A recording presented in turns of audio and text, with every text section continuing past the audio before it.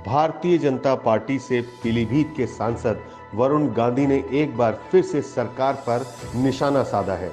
वरुण गांधी ने जहां एक और बैंकों के निजीकरण का विरोध किया, तो वहीं अमेज़न, फ्लिपकार्ट और रिलायंस पर हमला बोला।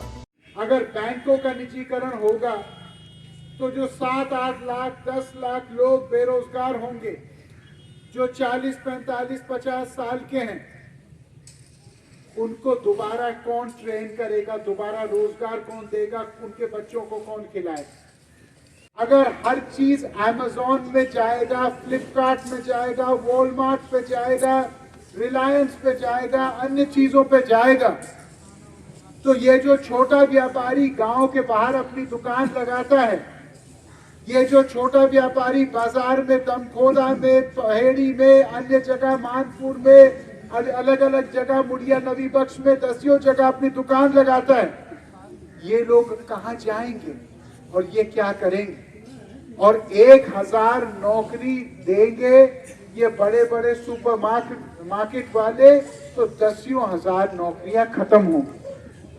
जब अदानी को कॉन्ट्रैक्ट मिला हिमाचल के सेब के ठेके का, तो उसके बाद क्या हुआ कि 6-8 महीने बाद सेबों के दाम आधे हो गए।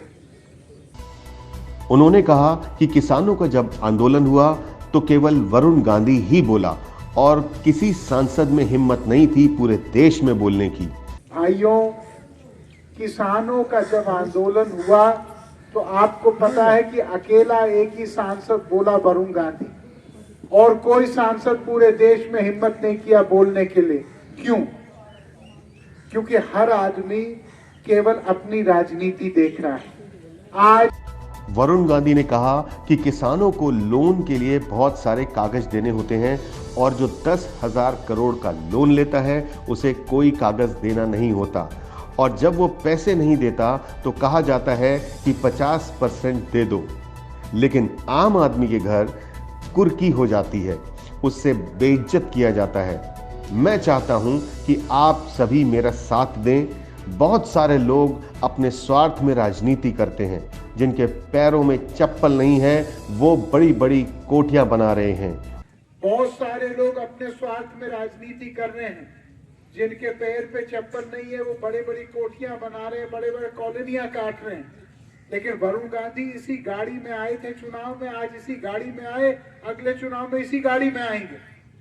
लेकिन जब आपके बहेड़ी में कोरोना की दिक्कत थी तो सारा ऑक्सीजन वरुण गांधी ने अपने जेब से दिया। आपने अखबार में उस समय पढ़ा होगा, सारे दवाइयां वरुण गांधी ने दी, खाने के पैकेट वरुण गांधी ने भेजे।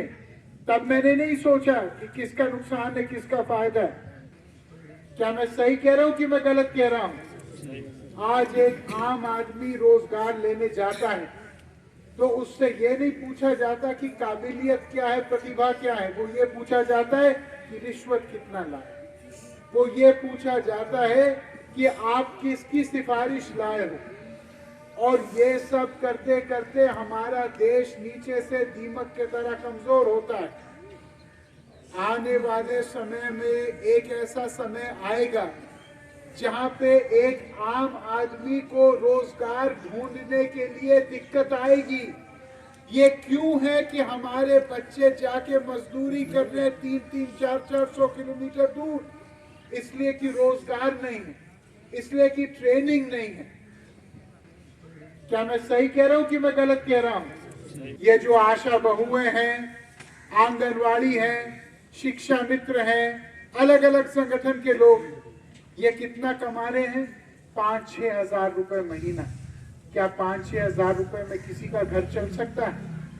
नहीं चल सकता। अगर हम लोग सोचें कि राजनीति क्या है, देश क्या है, आज हमने देखा एक एग्जाम बना था, टीईटी का एग्जाम कुछ हफ्ते पहले, टीचर एलिजिबिलिटी टेस्ट, आपने सुना होगा अखबार में।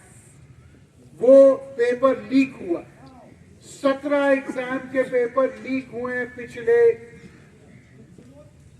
2 वर्षों में उत्तर प्रदेश में।